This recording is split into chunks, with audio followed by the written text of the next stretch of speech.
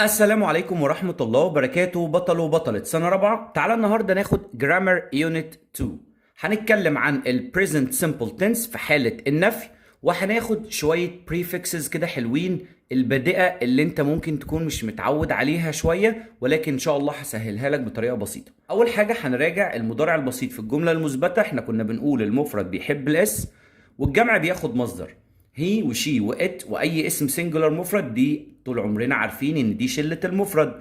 بنضيف للفعل اس او اي اس او اي اي اس زي ما شرحنا في جرامر يونت 1. زي ما بنقول احمد بلايز تنس، احمد بيلعب تنس، ادي احمد مفرد وبنضيف للفعل اس، ما ينفعش نقول له احمد بلاي. شي واتشز تي في، هي بتشاهد التلفزيون، ادي شي مفرد بنضيف للفعل، هنا ضفنا اي اس عشان بينتهي بسي اتش. وطبعا الحالات اللي بنضيف فيها اي اس واي اي اس كنا شرحنا في الفيديو بتاع جرامر يونت 1. I وي ويو وذي واي اسم بلورال دي طبعا شله الجمع، اي اسم جمع زي children او the boys بياخد مصدر infinitive، يبقى المفرد بيحب الاس والجمع بياخد مصدر. بنجيب الفعل زي ما هو مع الجمع، بقول I play tennis، انا بلعب تنس، لكن هنا كنا بنقول احمد plays عشان احمد مفرد. We watch TV، احنا بنشاهد التلفزيون. بص watch الفعل زي ما هو مش متضاف له اي حاجه، ليه؟ عشان الجمع بياخد مصدر الفعل زي ما هو. تعالى دلوقتي بقى نعرف ازاي بننفي في المضارع البسيط، وهو ده عنوان الوحده الثانيه. هنا يا بطل ويا بطله احنا برضه هنفضل ماشيين بمبدأ المفرد بيحب الاس، حتى في النفي يا مستر، حتى في النفي الموضوع سهل جدا. هي وشي وات واي اسم سنجلر دي شله المفرد يا مستر، ماشي هنفيها doesn't والمصدر. يعني ايه doesn't والمصدر؟ يعني doesn't مش ما بيحصلش الكلام ده، والمصدر بعدها لازم تقول doesn't والمصدر، لازم تبقى عارف ان doesn't بيجي بعدها مصدر. تعالى كده نتدرب تدريب كده حلو قوي هيفهمك الموضوع ماشي ازاي. منى ايتس فيش، منى بتاكل سمك، منى مفرد عشان كده قلنا ايتس. طيب هنفيها ازاي؟ هنفيها بدازنت والمصدر. هجيبها فين؟ بعد منى على طول. يعني منى doesn't اهي، والمصدر هل ينفع اقول doesn't eats؟ لا doesn't eat fish. ليه يا مستر؟ عشان انت قايل لي doesn't والمصدر، ال doesn't لازم يجي بعدها مصدر. he drinks cola، هو بيشرب كولا، هي مفرد عشان كده ضفنا اس في الجمله المثبته. اما لما بنيجي ننفي بنحط doesn't والمصدر. he doesn't drink مش drinks، doesn't بعدها مصدر كولا. شلة الجمع اللي هي I وي ويو وذي وأي اسم بلورال جمع، الشلة الحلوة دي بنفي بدونت والمصدر، دونت والمصدر حتى لو تلاحظ ما فيهاش اس. اما اللي بتيجي مع المفرد فيها اس، فالمفرد برضو معانا بيحب الاس، دونت والمصدر. وي واتش تي في، عايز اقول ان احنا مش بنشاهد التلفزيون بقى، بحط دونت والمصدر بعد الفاعل مباشرة، بقول وي دونت واتش تي في، احنا مش بنشاهد التلفزيون. طب احنا خدنا النفي، تعالى ناخد السؤال بهل. السؤال بهل هحط دو او داز. طب ترتيبه عامل ازاي يا مستر؟ عشان لما يجي لي سؤال ترتيب فعل مساعد فاعل فعل. فعل مساعد هيبقى دو او داز.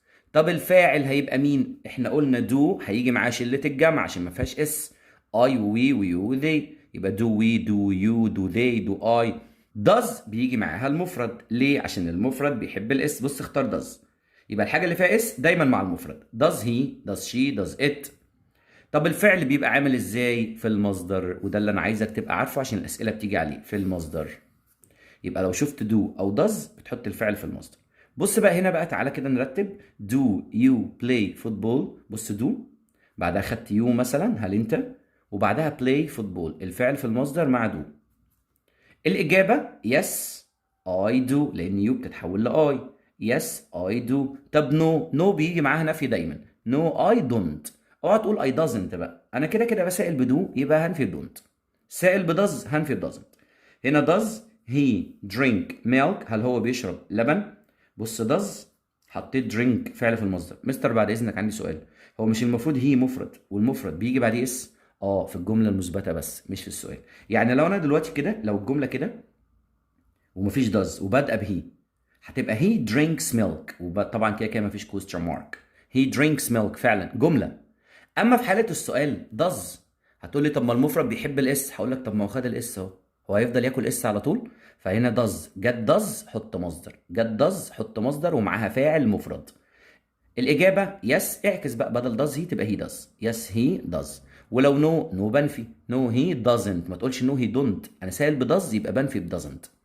الملخص عشان انتوا بتحبوا الملخصات، do و don't و does و doesn't بيجي معاهم فعل في المصدر. do و don't و does و doesn't حط الفعل في المصدر على طول. لقيته ضايف له ing شيل ال ing، لقيته ضايف له اس شيل الاس، لقيته حطه في التصريف الثاني رجعه للمصدر بتاعه. البريفكس ودي يمكن جديده شويه عليكم، البادئه يعني حاجه بتتحط في الاول بتغير معنى الكلمه تماما، ولكن هنا البريفكس اللي علينا هتدي معنى not، يعني ادي العكس على طول، العكس بتاع الكلمه. زي لايك يحب، لو جيت انفيها هقول dislike مش بيحب او بيكره.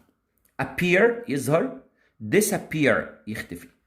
honest خد بالك الاتش هنا silent، honest امين، dishonest غير امين. النقطة دي مهمة جدا، خليك عارف ان like و appear و honest بتتنفى بدس، ومفيش مسافة ما بين دس ولايك، مش عشان بيقولوا dislike يبقى دس في حتة ونسيبه مسافة ونحط لايك، لا، لازقة في بعضها على طول. تاني like و appear و honest بنفيهم بدس. اخر حاجة الجزئية دي بقى ما تخافش منها خالص لان الموضوع سهل جدا. عندي كلمة اسمها legal يعني قانوني، و logical يعني منطقي. ماشي يا مستر، هي بتبدأ بإيه؟ بإل، وهنا بتبدأ بإيه؟ بإل، إن فيها بأي إل. إيه ده يعني إل أي إل؟ والله العظيم هتبقى illegal غير قانوني، العكس بتاعها على طول. ولوجيكال حطيتها أي إل بس. أي إل هتبقى illogical غير منطقي.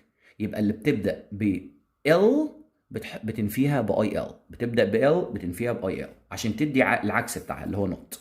أي آر هنفي بيها بإيه يا مستر كده اتلخبطت؟ لا والله مش أنا قلت لك اللي بتبدا بال بنفيها باي ال، جبت لها حتى حرف شبهها. واللي بتبدا بار اهي ار هنفيها باي ار، يبقى اللي بتبدا بال هنفيها باي ال، واللي بتبدا بار هنفيها باي ار. زي ايه بقى؟ regular منتظم اولها ار اهو، هتبقى irregular غير منتظم، ضفت لها اي ار يبقى ار اي ار، ال اي ال. ايه السهوله دي؟ بس انا عايزك بس تحفظ المعاني بتاعتهم كمان. regular منتظم، العكس بتاعها irregular غير منتظم.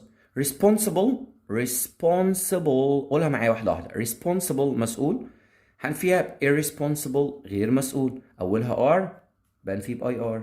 relevant مرتبط أو ذو صلة، بص r هنفيها ب irrelevant ليس ذو صلة، يعني ملوش علاقة بالموضوع.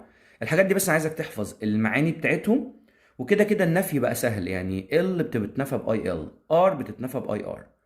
وبس كده يا بطل، وان شاء الله بقى الفتره اللي جايه كميه اسئله جامده جدا على الجرامر بتاعت يونت 2 لحد ما كلنا باذن الله نبقى متميزين فيها. ولكن بس ما تنساناش باللايك والكومنت الجميل وشير للفيديو عشان يوصل للجميع وتفيد الصفحه برضه. شكرا جدا ليكم.